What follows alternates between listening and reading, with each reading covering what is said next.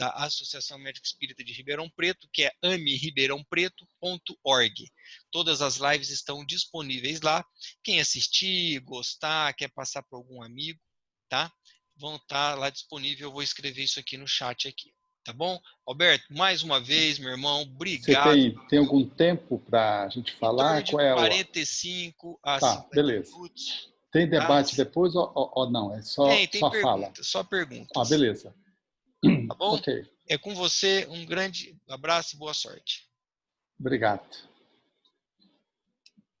Quero agradecer aos amigos que estão conectados com as redes sociais, virtuais, e pelo Facebook, pelo YouTube, e poder dizer da minha alegria de poder estar compartilhando reflexões de acréscimo em torno de um tema grandioso, fascinante.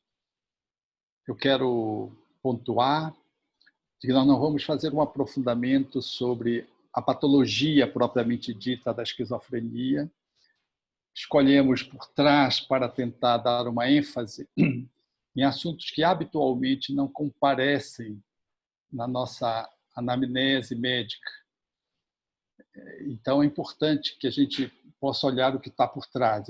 Esse foi o meu objetivo ao propor esse nosso encontro de hoje, na expectativa de poder trazer alguma reflexão de acréscimo àquilo que a academia já coloca. Então, não vou me deter naquilo que a academia propõe, por conta de que ser um terreno comum. Nós vamos para um terreno que suscita reflexões novas, que é apresentado pela ciência espírita. Nós observamos que a saúde ela propõe ao médico, quando interrompida no seu equilíbrio estável, uma reflexão de abordagem. E o médico habitualmente faz uma anamnese. É curioso que a palavra anamnese ela já suscite na sua etimologia um mergulho muito profundo. E nós não nos damos conta disso enquanto profissionais da área. Usamos a terminologia, mas não conseguimos nem avaliar a etimologia do termo. Quando mnese significa memória, a significa ausência, e mnésia, anamnésia, significa a recuperação da memória. Temos uma memória, nós perdemos essa memória, e a anamnese é a recuperação dessa memória perdida. Parece um jogo de palavras, mas não é. O processo da nossa memória fala da nossa saúde profunda, integral, genuína, transpessoal. A perda da memória nos suscitou o adoecimento. E a anamnese é a recuperação dessa memória perdida. Então, o que nós fazemos enquanto profissionais da área médica, ao abordarmos um paciente que traz um distúrbio, uma desconexão, uma alteração orgânica, é procurarmos resgatar a saúde nessa perspectiva mais profunda, que está além das alterações orgânicas, que está além, portanto, da doença, que está além do doente, que está o homem saudável. Nós precisamos contemplar, do ponto de vista de uma abordagem médica que traga a perspectiva do conhecimento espírita, um ensejo de toque na temática, com o paciente, com as patologias que se nos abordam, que se nos procuram, que são trazidas para o nosso auxílio, a nossa ajuda. Nós precisamos ter essa amplitude de percepção para que nós não nos percamos numa visão estritamente mecanicista, materialista. O próprio Código Internacional de Doença, ele experimentou nos últimos tempos a perda da psicodinâmica para ficar mais na patologia em si. É curioso isso. Ele foi perdendo essa característica e foi cedendo mais para a patologia. Então, nós observamos mais a patologia do que o doente, como se a patologia pudesse existir sem o doente, ou como se a patologia não fosse uma expressão do doente. Então, enquanto profissionais da área de saúde, temos que olhar a patologia, é inevitável. Ela é o que mais aparece, é o que chama a atenção, mas ela está justaposta a um doente. E o doente, na sua psicodinâmica energética, ele traz uma história. E, enquanto enfermo, enquanto alguém que não está conseguindo lidar muito bem na sua dinâmica de colocação no mundo, é necessário poder olhar para ele de um lugar que nos enseja perceber um pouco para além do que ele se nos enseja apresentar. Ou seja, o doente, ele é alguém que traz uma patologia, mas é necessário, na anamnese, resgatar a história. É necessário resgatar a origem do sagrado. Então, é necessário, para além da doença, ver o doente, para além do doente, ver o homem sadio. Ou o sagrado que jaz no homem que poderá se tornar sadio. Ficar bem não é curar a patologia. Se ele fica enfermo, muda-se de lugar a doença e o indivíduo continua doente. Hahnemann, na homeopatia, trazia muito bem essa percepção, e os homeopatas conhecem muito bem com o termo de metástase mórbida.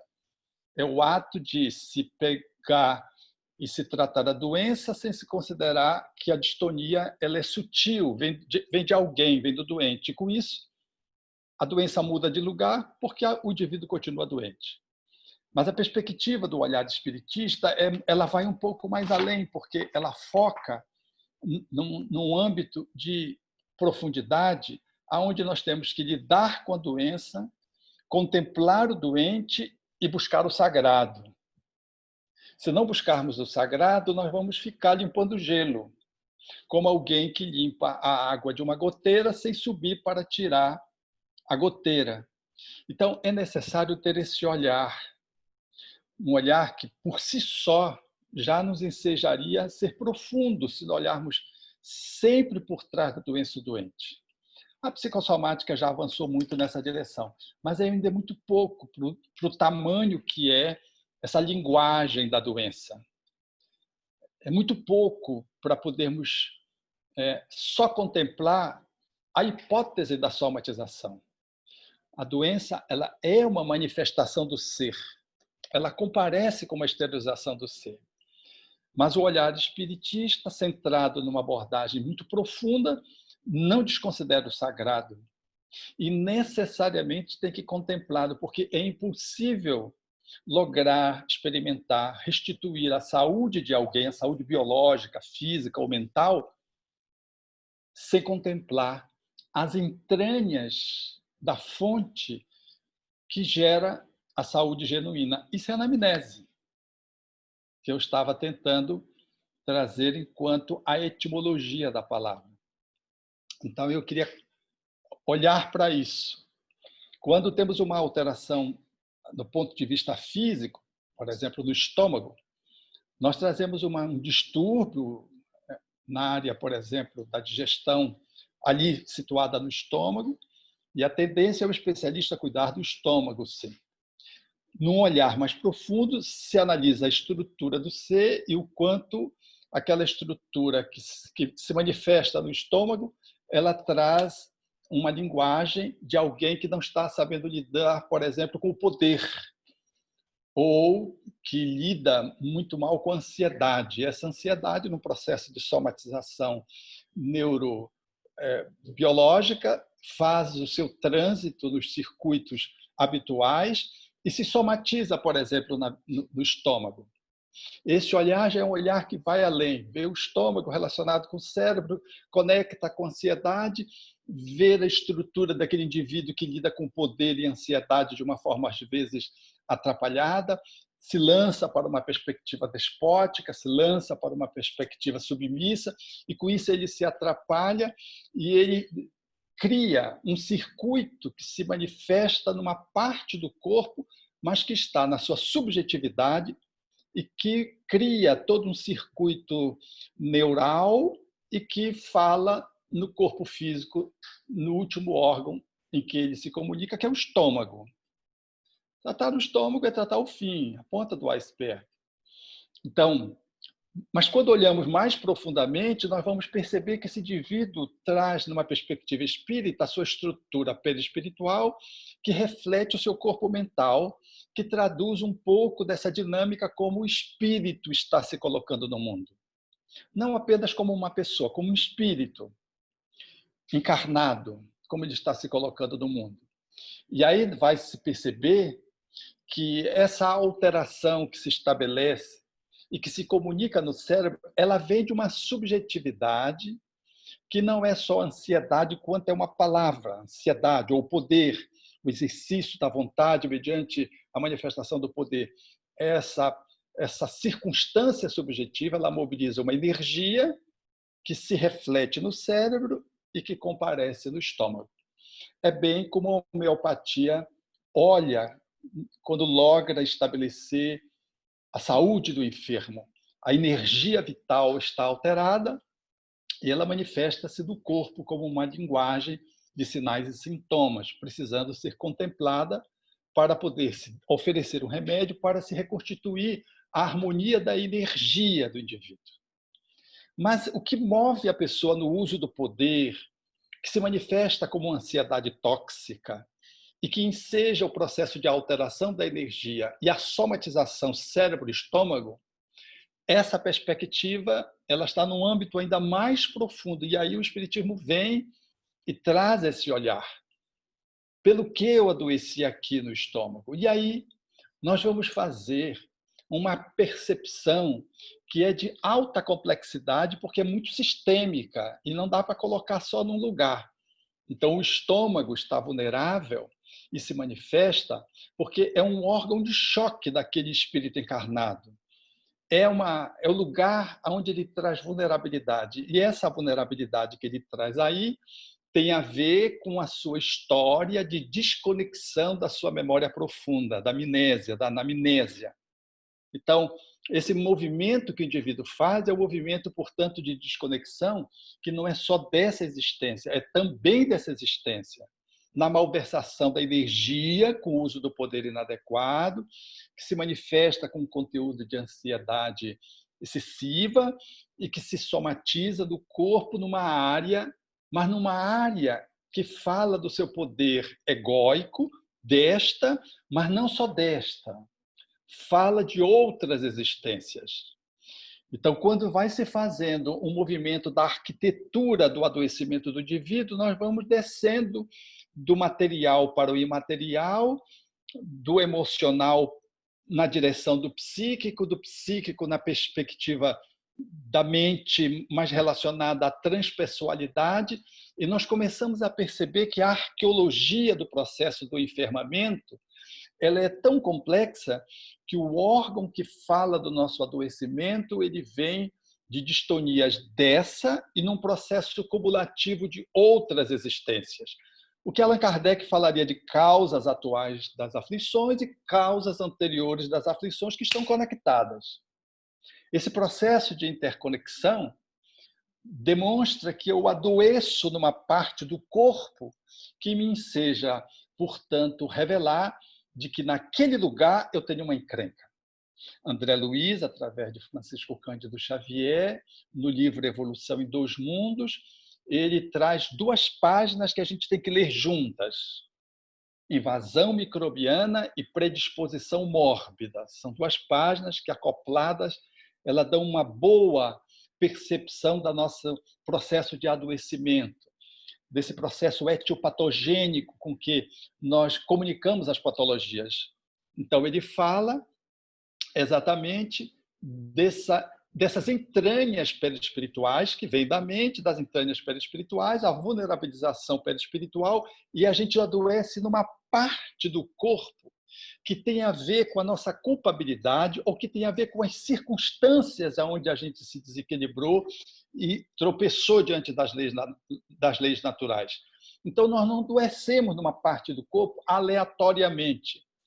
Não é um pedaço do indivíduo que adoece porque apenas a genética comunica assim ou traz uma vulnerabilidade ancestral recente genética. Não. É mais do que a genética, incluindo-a.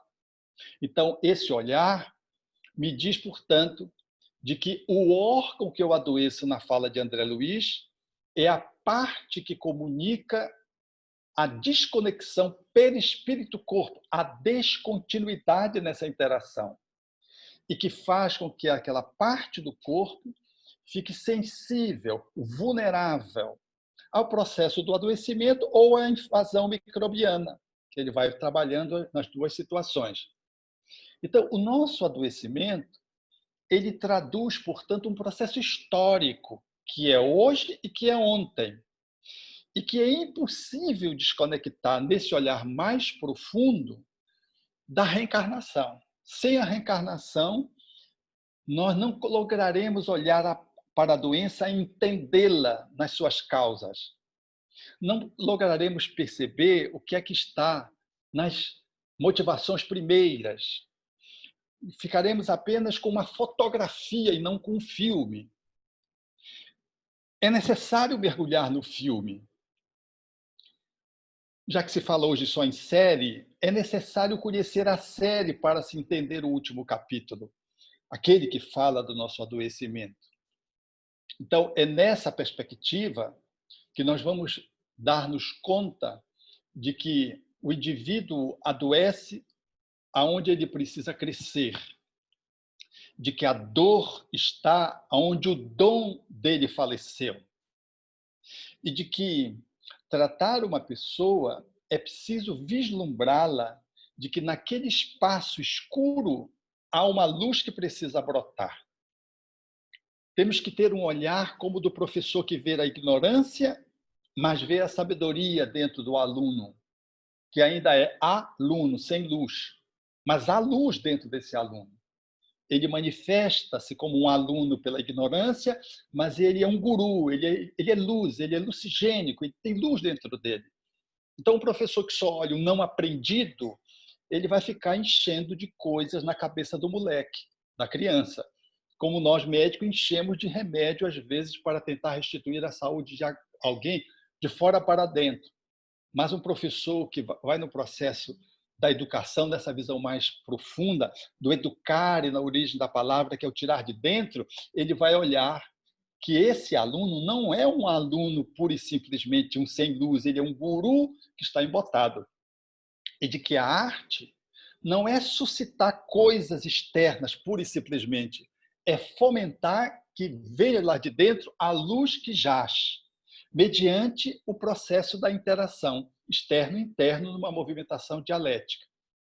Então, o médico, o profissional da área de saúde, ele precisa olhar para a doença vislumbrando a saúde que está por trás, encoberta, limitada, bloqueada.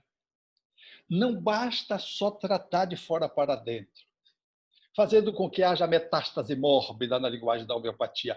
A mudança da doença porque a pessoa continua doente. Não dá para olhar só o doente numa perspectiva de uma única existência. É necessário transcendê-la sem excluir a vivência atual naturalmente, sem negar a doença naturalmente, que é a linguagem mais palpável, mais material, mais orgânica do seu processo psicológico profundo. Então, é nesse olhar que nós vamos entendendo as patologias que nos assaltam, que nos comparecem, que nos chegam ao nosso conhecimento.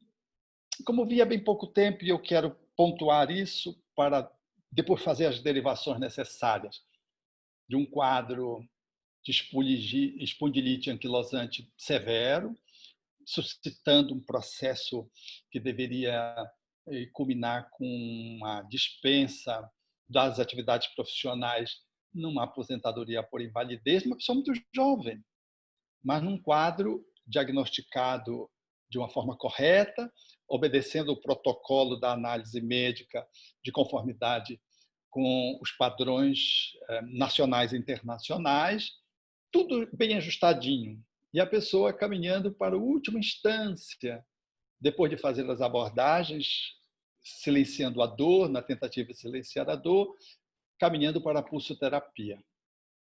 E depressiva, naturalmente, por conta da doença, das dores e por conta do impedimento profissional. E quando a gente aborda e vai fazer uma abordagem nesse olhar que eu estou sinalizando, uma visão transpessoal, que é a perspectiva que a ciência espírita nos enseja a olhar, e quando nós, fazendo uma perspectiva de análise desse filme, nessas séries que nós comparecemos no processo existencial de múltiplas vidas, começando por essa, a gente viu que não justificava aquela patologia, nem do ponto de vista genético, nem do ponto de vista da história pessoal do indivíduo, do paciente. E só um olhar mais profundo nos daria ensejo de poder abraçar o problema numa perspectiva mais congruente, mais linkada, dando um sentido sistêmico, holístico e sistêmico. Então, numa percepção, mediante um movimento de mergulho no inconsciente profundo, foi podido se visualizar a motivação culposa que levava aquela pessoa a fazer a materialização das dores e, sobretudo, em alguns lugares do corpo, da espondilite, que derivava de uma motivação que só era possível ser percebida agora no mergulho profundo, quando num desentendimento amoroso e quando na iminência de ficar solitária pelo abandono do parceiro, a pessoa pega o seu filho pequeno e joga do prédio. E depois que joga, enquanto o parceiro arrumava as malas para ir embora, a pessoa se joga em seguida. E o parceiro é surpreendido por aquele ato patético. Ele desce e a encontra no chão junto com o filho. A forma como ela caiu, a área mais lesada é a área mais lesada na espondilite anquilosante. Ali estava a grande motivação que contribui em grande parte para a manifestação de uma patologia cuja etiologia médica é sempre difícil de poder trazer a causa. Sem reencarnação, algumas doenças não são possíveis de se vislumbrar as suas origens. É o caso da esquizofrenia. É o caso da esquizofrenia. Porque mesmo aqueles que usam maconha nesse período da adolescência e que desenvolvem a esquizofrenia, por que outros não desenvolvem? E por que uns são tão sensíveis à maconha e que logo deflagram, não deflagram mais tarde, logo deflagram uma alteração mental no uso da substância, que se desdobra numa patologia que vai correndo junto ao lado do transtorno de substâncias, originário da maconha. Então, por que uns são mais sensíveis ou menos sensíveis? Essa vulnerabilidade que vamos poder olhar mais profundamente, olhando por trás, nessa perspectiva que André Luiz traz, que Allan Kardec, quando discorre sobre o ser humano nessa forma trina, espírito, perispírito e corpo, nós vamos conseguir entender, olhando a lei de causalidade, o uso do livre-arbítrio, as leis naturais que nos regem, nós vamos ver que nós somos o ator principal da construção desse filme, dessa série. E nós projetamos neles os adoecimentos, ou a sanidade, ou a insanidade, decorrente das escolhas que façamos. Então, a esquizofrenia, ela é uma patologia desse naipe, que traz essas alterações, que no diagnóstico médico envolve um quadro bem característico, sombrio, na maioria das vezes, dependendo da forma como ela se manifeste, do tempo, se manifesta mais cedo ou não, com seu cortejo de sintomas, de alucinação, sobretudo auditiva, com os delírios, né? Com o embotamento afetivo, com a o processo do comprometimento da cognição, esse cortejo de sintomas que avança e às vezes responde razoavelmente ao tratamento médico e às vezes, a despeito de todo o tratamento médico, não consegue trazer um resultado razoável, plausível, para que socialmente, que é uma das áreas que logo fica comprometida, desde os sintomas prodrômicos, desde aquele período de incubação, né, até o primeiro surto, e depois que segue, é difícil, às vezes, restituir ao paciente uma sociabilidade que lhe dê condição de poder cuidar de si, de poder desenvolver uma profissão. É lógico, dependendo do quadro de cada paciente. Então, as motivações que sugerem uma patologia desse naipe, que se manifesta através das alterações cerebrais e cuja medicina vai procurando esquadrinhar nos neurotransmissores, avaliando a forma como a situação bioquímica do cérebro funciona e tentando, com as intervenções farmacológicas, fazer o ajuste desse químico cerebral a fim de que o indivíduo possa sair dos delírios, possa fazer um silêncio das alucinações auditivas, sobretudo as visuais também, e as outras com menos frequência, para que possa, do ponto de vista do afeto, ele poder fazer uma manifestação mais congruente, mais perceptível. É nesse viés de cada doente que traz a mesma patologia e que funciona com semblantes diferentes que nós vamos encontrar a esquizofrenia mais devastadora, aquela que é mais refratária, que suscita um maior índice de suicídios e que não responde ao atendimento dos médicos, que não responde à farmacologia, as terapias combinadas na tentativa de salvaguardar o mínimo de sanidade, que suscita internamentos para poder resguardar o indivíduo do ponto de vista dos perigos que às vezes ele se coloca. É nessas que nós vamos perceber, nesses quadros mais invasivos, que por trás somente uma percepção espiritual, reencarnacionista, enseja lograr ter uma visão mais otimista.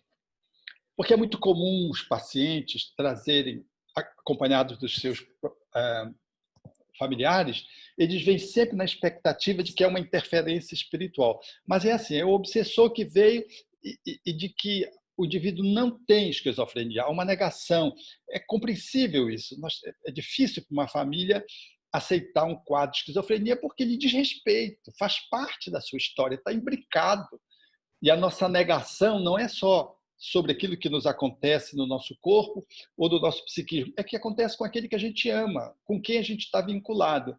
Então, há uma dificuldade, vinculado dessa e de outra vida, com quem a gente tem paridade, onde a gente, às vezes, foi o autor intelectual ou foi o coautor intelectual. Então, quando vem a esquizofrenia, há um processo de negação, de princípio. Muda-se de psiquiatra como se fosse mudasse de copo para tomar água.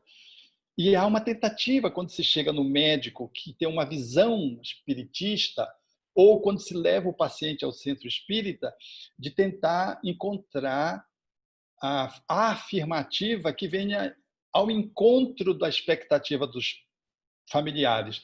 Ele não tem esquizofrenia, é uma perturbação espiritual, é uma interferência espiritual. Tem alguma coisa mal feita. Aí entra aquelas outras explicações, tem trabalho feito, né? É uma coisa muito corrente, que é sempre uma tentativa de escape para dizer o meu ente querido ele vai voltar a viver uma vida de normalidade.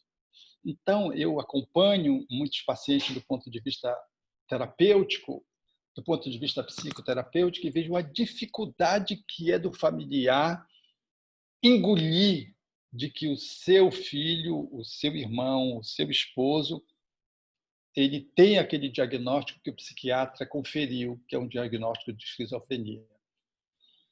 Então, quando isso sucede, há uma tentativa, mesmo aqueles que não têm o conhecimento espiritual espírita, que são de outras religiões, eles veem como se fosse apelando. o espiritismo vai salvar. É uma interferência espiritual. Mas os quadros, efetivamente, eles revelam uma dimensão espiritual, sim, mas do próprio espírito que se desequilibrou. Não é uma obsessão que pode correr junto e habitualmente vem dos processos conectados, notadamente nos quadros mais graves. Mas o processo não é um processo obsessivo que gerou um desequilíbrio que pode ser tratado e o indivíduo volte para a normalidade. Não. É um processo de desarranjo. É uma fratura na mente, é esquizo mesmo. É um processo de cisão do psiquismo.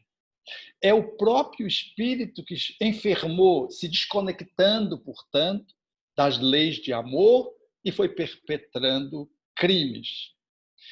Quando a esquizofrenia ela é refratária ao tratamento médico, quando ela emerge com esse conteúdo extremamente dilacerador, degenerante, e ela é ameaçadora à vida do próprio indivíduo, porque ela inclina em 5% pelo menos ao suicídio, nós vamos perceber que nós estamos diante de um quadro muito sombrio no que tange ao diagnóstico médico, mas o olhar espiritista nos traz uma outra janela de percepção dessa realidade.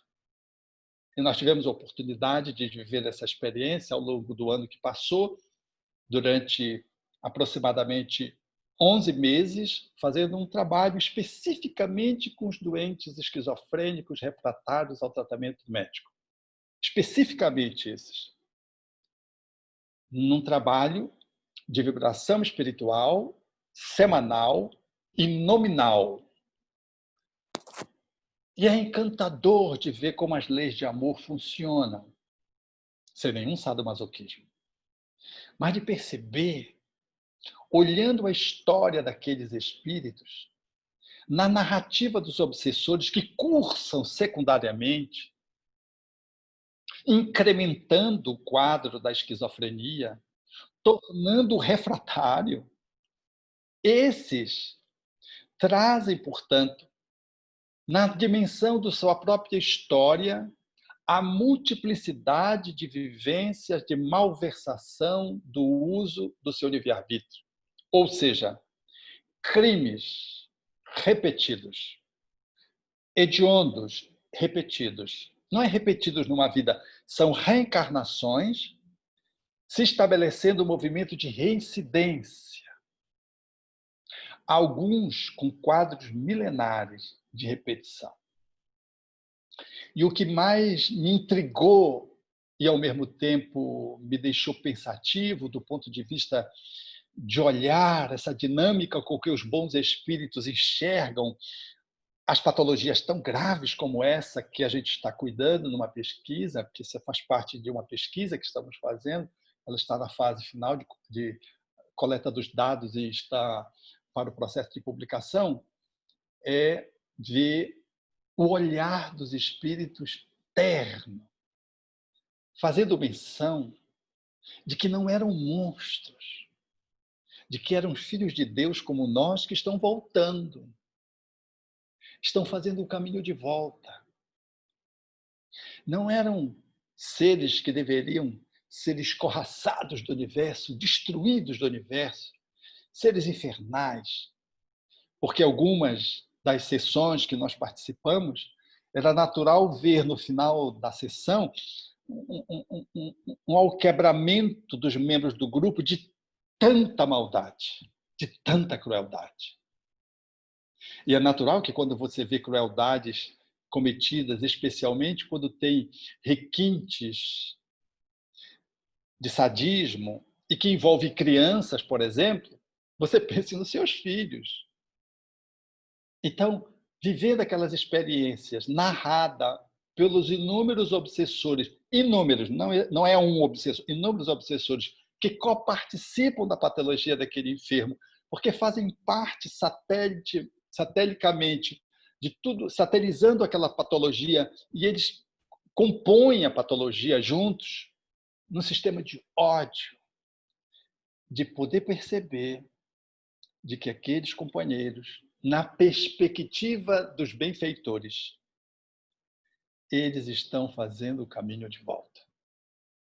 E mais bonito ainda, é de que aqui e acolá, em várias reuniões em que o grupo estava macambúzio diante de tanto sofrimento, perceber um ente querido do enfermo que patrocina o seu processo de tratamento, fazer o seu relato de um outro lugar que não dos obsessores. E poder agradecer a Deus, o grupo vibrando, atendendo as entidades, e em lágrimas, poder fazer um movimento de percepção da patologia como sendo o grande instrumento que está trazendo para o despertamento do espírito que se perdeu de si mesmo, entregando-se às maldades repetidas, com extrema revolta às leis de amor. E o caminho de volta feito pela doença, ensejando o espírito, como vi, agora me veio à mente um deles, que era um irmão lá na Roma Antiga, e ele vem narrando as várias experiências que o grupo pôde atender naquela sessão, e ele vem retomando as vivências. E ele dizendo, a cada vivência, eu reencarnava junto. E ele se perdia de novo.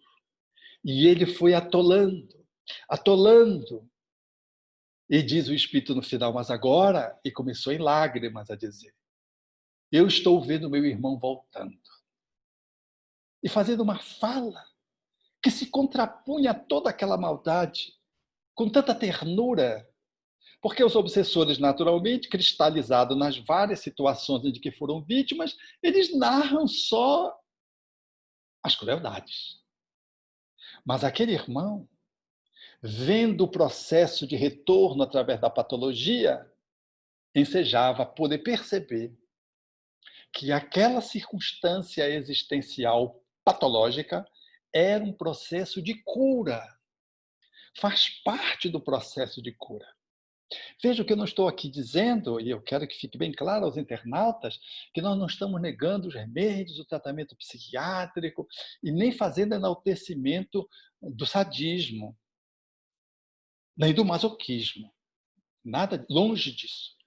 Estamos olhando que quando alguém nasce sem as pernas, sem a visão, sem uma parte do encéfalo, está cumprindo aquilo que a Jesus afirmou, se o teu olho é causa de escândalo, arranca-o e joga para longe de ti. Ou seja, de que aquela subtração, que pode ser motivo de lamentação dos pais, para aquele espírito, para aquela criança que nasce com uma limitação grave, com a perda sensorial completa, sem um membro, sem um pedaço do encéfalo, é um processo terapêutico de emergência, às vezes, para aquele espírito que está voltando, que se jogou de um prédio e nasce com uma parte do anencéfalo ausente, ou que vem sem os braços para não perder a encarnação, numa repetição, como aconteceu com aquele garoto que nasceu sem os braços, cego, nasceu mudo e surdo, só tinha as pernas.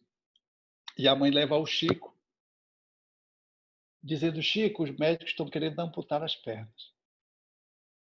O que é que você diz? E Chico, recebendo a orientação dos espíritos, disse à mãe, siga a orientação dos médicos. E quando a mãe se vai, todos ficaram perplexos, porque a criança já nasceu sem os braços, sem os olhos, sem ouvir, sem falar, tinha que amputar as pernas que estavam entrando em processo de gangrena. Aí o Chico diz que aquele espírito, nas 10 últimas encarnações, tinha se suicidado, repetidas vezes. E que rogara a misericórdia divina que, nesta existência, o subtraísse, tanto quanto possível, que ele repetisse o ato, a fim de que ele pudesse demorar o maior tempo possível no corpo para diminuir a condicionamento suicídio a que ele vinha se submetendo, porque quando a gente faz, aquilo vai se condicionando para o bem e para o mal. Então ele estava condicionado, diante das dificuldades, a buscar esse mecanismo de escape, que a cada escape ele foi limitando o corpo. E aí o Chico conclui, e ele, muito embora não fale, não veja, e não tem os braços, ele está pensando em procurar uma ponte para se jogar. Tirar as pernas era manter aquele espírito numa enfermagem espiritual. Não era numa prisão, era numa enfermagem espiritual. Como faz o psiquiatra contendo um paciente no leito para que ele não se projete pela janela, até que saia daquele quadro de ideação e de tentativa de suicídio que o motivou à internação. Então, o olhar da esquizofrenia, quando se passa a entrevê-la desse lugar, que é um lugar muito profundo nos quadros mais graves, faz-nos, na condição de profissionais, a bendizermos tudo quanto a medicina pode oferecer de conforto, de cuidado, de possibilidade de ajuda, e a não lamentarmos quando esbarramos em limitações que se mostram às vezes intransponíveis. A considerarmos que aquele enfermo não está só, ele está constelado com um grupo de outros que foram suas vítimas e que agravam o seu processo e dificultam que a dor seja minorada, de que temos que atender também esse circuito que faz com que, secundariamente, o seu quadro se torne mais inviável do ponto de vista de melhora. E olhar para ele entendendo que ele está voltando a fazer contato aos poucos com o sagrado do qual ele se desconectou. Ou seja, nunca desistir de um paciente. Nunca desistir de um paciente. Nunca achar que não deu certo. Porque todos os remédios que se fez uso foram em vão. E o paciente vai desagregando, desagregando, e fica ali como que um vegetal. Porque a sua dinâmica psicológica, às vezes, fica tão comprometida e o processo demencial se instala, e a gente fica achando que aquilo não vale de nada. Como não vale de nada? A reencarnação é um processo terapêutico. A família que está ao lado dele, habitualmente, como vimos nesse trabalho que fizemos ao longo do ano passado, está imbricada. Ninguém está ao lado nessa circunstância de graça. Ou, o que é mais comum, está implicado nos crimes ou tem ao lado um anjo que, por amor, renasce para tutelar o seu grande amor. Não tem dívida, tem amor. E com amor, aceita receber aquele espírito para que, reencarnado, possa lhe ajudar nesse caminho de volta que vai seguir uma existência inteira, que é apenas um bom começo para a volta. Então, o olhar espiritista, quando André Luiz fala lá no livro No Mundo Maior, a estranha enfermidade, mostrando a esquizofrenia se instalando de um crime que passa desapercebido, mas não da consciência de quem comete, e o processo vai subrepticiamente alterando, e o quadro paranoico vai se instalando, e ele chama de estranha enfermidade. Para nós, espiritistas, que olhamos agora os seres humanos nas múltiplas patologias hoje que têm crescido muito, as degenerativas, o transtorno do desenvolvimento, por exemplo, os quadros muito desafiadores, e nesses quadros psiquiátricos mais invasivos, mais dolorosos, o nosso olhar é sempre um olhar de esperança. É sempre um olhar de que você está diante de alguém, não está por acaso. E, curiosamente, no nosso grupo de vibração, de desobsessão, alguns de nós estávamos envolvidos no quadro desses pacientes. Eu não vou dizer que fui eu, porque eu não tenho nada a ver com isso. Mas muitos estávamos envolvidos nesse quadro. Parece que estavam fazendo a caridade, vibrando por alguém. Eu quero dizer, portanto, meu amigo, minha amiga, que a proposta espírita é grandiosa, não é pelos resultados finais, é pela possibilidade do caminho que vamos fazendo de retorno. É a anamnese. Estamos recuperando o sagrado. Então, como profissionais da área médica, como pacientes que trazemos essa ou aquele distúrbio, e às vezes a gente olha e tenta se revoltar contra o divino, ou como familiares de pacientes, o Espiritismo traz essa largueza de percepção, aonde ativamente, proativamente nós participamos, mas com profundo respeito às limitações que às vezes se impõem, malgrado tudo que se faça para atender essa patologia ou aquela mental ou física e que não logre estabelecer resultados plausíveis de um câncer devastador que surge a despeito de tudo ser feito no sentido de contê-lo numa pessoa que é tão formosa, tão bela, tão jovem, e é devastador, ele acaba. Não acaba, não acaba, ninguém se acaba. Está fazendo o caminho de volta. E como paciente, como familiar ou como médico, o olhar espírita ele nos convida a uma posição de reverência, a uma posição ativa, proativa, de muita obediência e resignação às leis de amor, tudo proativo, mas de uma compreensão de que nada está fora de Deus. Como diz o Espírito Emmanuel, suscitando-nos a fazer o caminho, dizendo que temos que ter fidelidade ao bem, à verdade e à justiça, porque somos regidos por vigilantes leis vigorosas e de que Deus não se ausenta. Eu gosto muito dessa frase. Deus não se ausenta.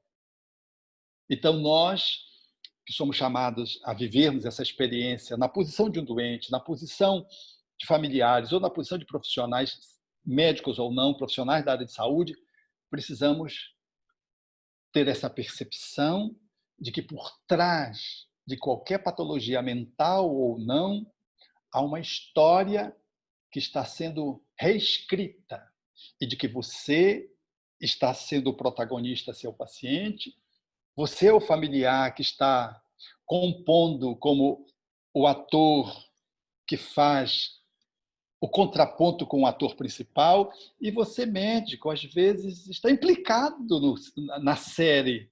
Você não é alguém que surgiu do nada. E ainda que você não tenha nenhum vínculo com aquele paciente, você tem vínculo com histórias semelhantes. E de que o Espiritismo nos convida a termos um olhar para que a nossa inserção ela possa guardar sabedoria. E de que quando olhamos para uma vida, jamais podemos considerá-la imprestável, mesmo que seja dos crimes mais graves cometidos pelos pacientes mais delituosos, como um serial killer que apresenta um transtorno de personalidade antissocial ou um quadro de pedofilia, que se configura como sendo um processo monstruoso a tal ponto que nem os prisioneiros, os detentos respeitam, que cometeram crimes dos mais variados e às vezes múltiplos, não aceitam um transtorno que envolve uma pessoa que traga um processo de pedofilia e que tenha enveredado por esse caminho. O nosso olhar não pode ser esse olhar cristalizado de uma foto final, como se não tivesse jeito, não tivesse cura, não tivesse possibilidade de fazer um caminho de saúde. É isso que o Espiritismo nos enseja poder tocar. E o nosso toque, o nosso olhar, ele passa a ser sagrado. E aí já não é só o remédio que nós vamos achar que a gente vai curar alguém ou vai equilibrar uma neuroquímica cerebral. Já não é isso. Nós já sabemos que tem do lado de lá, que tem os amigos espirituais, que tem os amores do paciente, de que tem entidades obsessoras que estão participando desse processo e de que tem dentro do indivíduo um sábio habitando um monstro, que se mostra como um monstro, e de que esse monstro se desfaz como alguém que compõe uma escultura depois de pegar o bloco de mármore bruto. E você olha, acho que é apenas um bloco de mármore grosseiro, uma pedra grosseira, depois de que esculpida, nos leva à emoção e às lágrimas. Ok, vamos para as nossas interações. Tácito. Ok, Alberto, deixa eu já ligar o vídeo aqui. Eu acho que eu me alonguei um pouco, né? Nada, nós temos tempo, o pessoal tá aqui, tá todo mundo de quarentena, Alberto. Tá todo mundo sobrando tempo. Aqui em Ribeirão Preto tava tudo fechado. né? E aí, peraí que tem uma menininha aqui. Ô, Lele, vem cá, você quer que o povo te veja aqui, ó? Ah lá. Depois a gente pode assistir o final do filme. Pode, legal, combinado. Vocês estão vendo que Tá eu falei aborrecida para porque o pai ela? está dando aula, né? Você tá vendo? Olha só, eu falei para ela 50 minutos. Deu 50 minutos, ela já veio cornetar aqui, ó. Ó, acabou o tempo, papai. Acabou o tempo. Olha, bem que eu disse, olha, eu falei demais. Próxima vez eu falo 1h30 para ela. Mas é muito integrante, né, Intrigante. Alberto? Dentro da área médica, quando a gente sabe que tem mais de 6 mil síndromes genéticas, fora as doenças psiquiátricas, psicológicas, e quando a gente olha aquele enfermo naquelas circunstâncias de faltando perna, mão, braço, com deficiências mentais gravíssimas, como a doutrina espírita amplia a nossa visão para compreender aqueles desígnios, porque nenhuma filosofia consegue responder o porquê que uma pessoa vem com esquizofrenia e outra não vem, o porquê um nasce sem 2 pernas, vai perder mais 2 braços e vai perder o olho. O que acontece? Né? E dentro dessa visão espírita, como nós estávamos conversando, né, Alberto, no início da live, com relação à reencarnação. Né? A reencarnação é um novo conceito de saúde que deveria entrar para a gente ampliar as nossas visões e circunstâncias daquele doente que ele está. Eu atendo, às vezes, pacientes com deficiências mentais, paralisias cerebrais, e eu fico olhando e falando assim, que bom que ele está tendo essa oportunidade de escoar através do corpo físico as deficiências evolutivas que ele teve em outras vivências. Então a gente olha com muitos bons olhos, né? Porque muitas vezes se coloca como um Deus punitivo que colocou, ainda bem que o meu filho não é esquizofrênico, mas o filho da vizinha é. Graças a Deus. Tipo assim, então graças a Deus que o seu não é e graças a Deus que o outro é. Então aquela visão da divindade, né, que nós temos de colocar algo na nossa vida, né? E isso a gente sabe dentro da doutrina espírita que não é real, né? Não é. E põe Deus numa situação. Eu atendi a certa feita uma criança e ela entrou aborrecida e fechada, agressiva, e ela não era assim. Aí a mãe sentou do lado dela, ela tinha em torno de 6 para 7 anos. Aí disse, o que é que houve? Aí ela olhou, doutor, foi os mamonas assassinas que morreram. O avião bateu, né, naquela época. Bateu aí ela olhou para ele e disse, eu já disse para ele que foi Deus que quis levá-los. Aí a criança olhou para ela e disse assim, por que Deus não levou então o Roberto Carlos?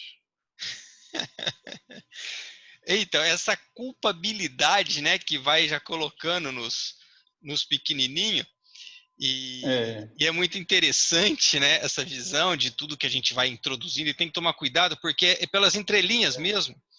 E todo domingo eu faço aula de religião com a minha filhinha, né?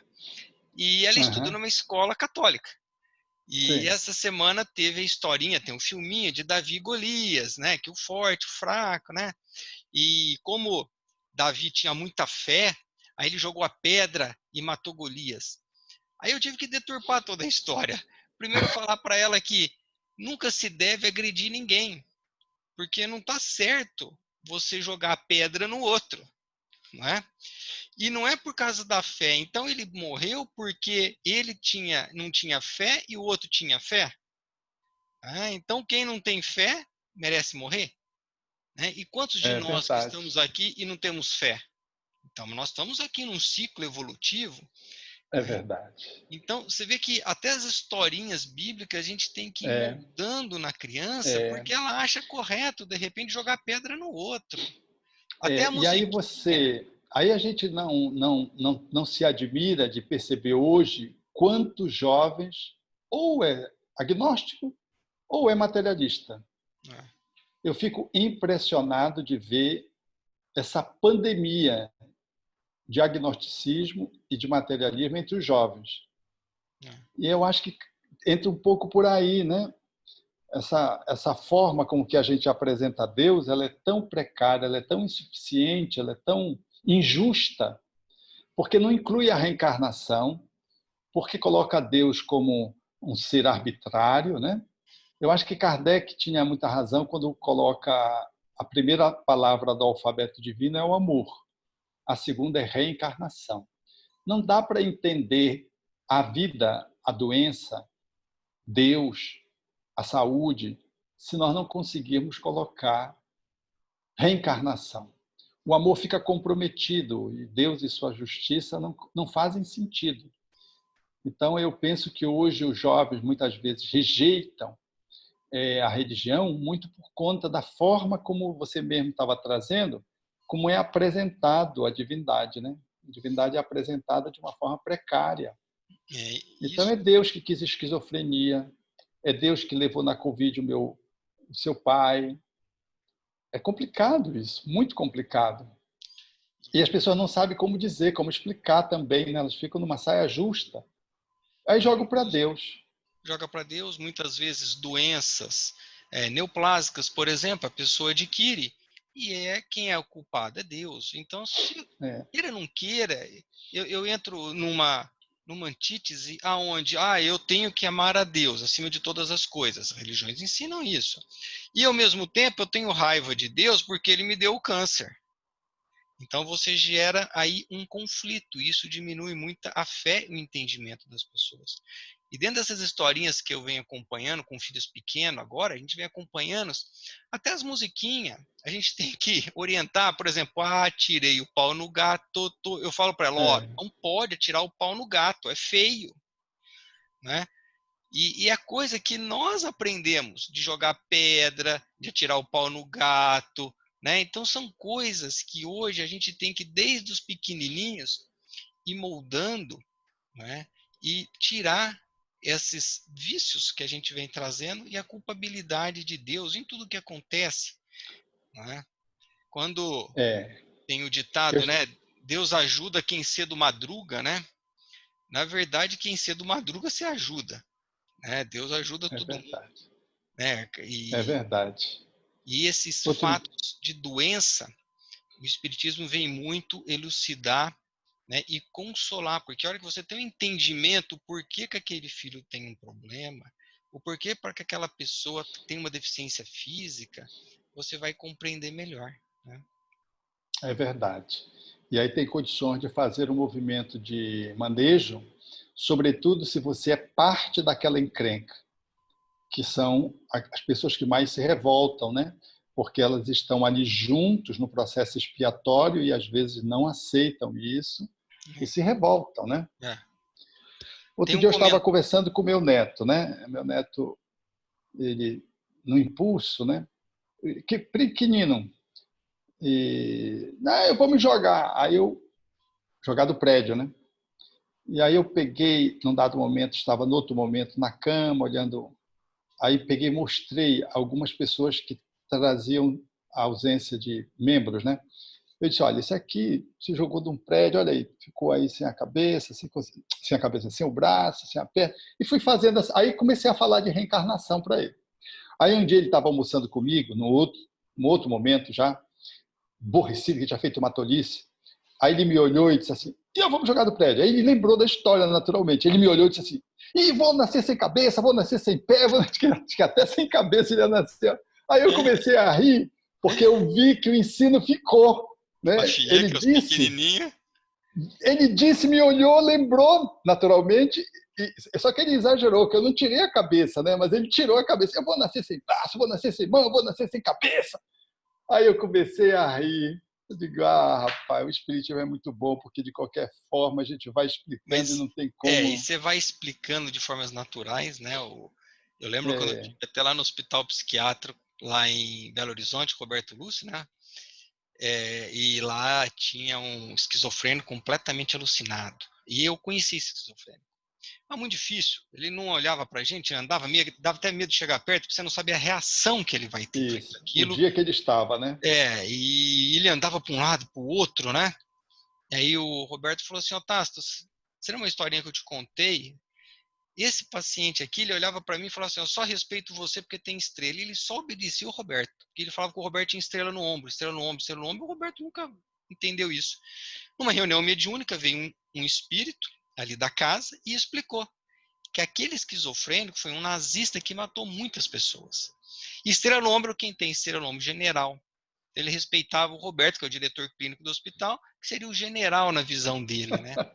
Então, você vê assim, o processo alucinatório no qual ele se encontrava mental, dentro daquela simbiose de culpabilidade e de terrores e de mortes, né? Que provavelmente aquele espírito proporcionou, né? Mas, Alberto, obrigado. Nós temos aqui alguns comentários só, não temos perguntas. Mais uma vez, obrigado por você estar aqui com a gente, né? Alegria nossa. Esperamos encontrar mais vezes, Deus tá? quiser, cara. Muito E obrigado. E eu espero que você venha aqui conosco. Nós estamos aqui fazendo umas lives. Eu passei os teus convites variados dos diversos temas para o nosso companheiro aqui da nossa AME, o nosso Fábio, e ele vai estar te acionando aí para a gente fazer uma live vamos sim, contigo. vamos Mas a lá. gente vai vamos tratar desse assunto em seguida. Muito obrigado já pelo convite. Eu só queria convidar para a próxima semana as pessoas. Próxima semana sou eu que vou fazer mais uma live, né? A visão espírita no final da vida física, né? Porque a vida continua e a vida é sempre vida, né? Que é a distanásia, eutanásia, ortotanásia, paciente entubado em UTI, tem espírito ligado, não tem, quando consideramos morte na visão médica espírita. Então nós vamos falar principalmente nessa época do Covid, que temos amigos Isso. entubados, né? E então nós vamos esboçar o pensamento, né, do médico espírita com relação a esses temas. Semana que vem, na quarta-feira, agradeço a todos vocês, internautas, pessoal do Face, mais uma vez, grande amigo Alberto, muito Um obrigado. abraço, querido. Obrigado Até a também. próxima, gente. Até Tchau. mais.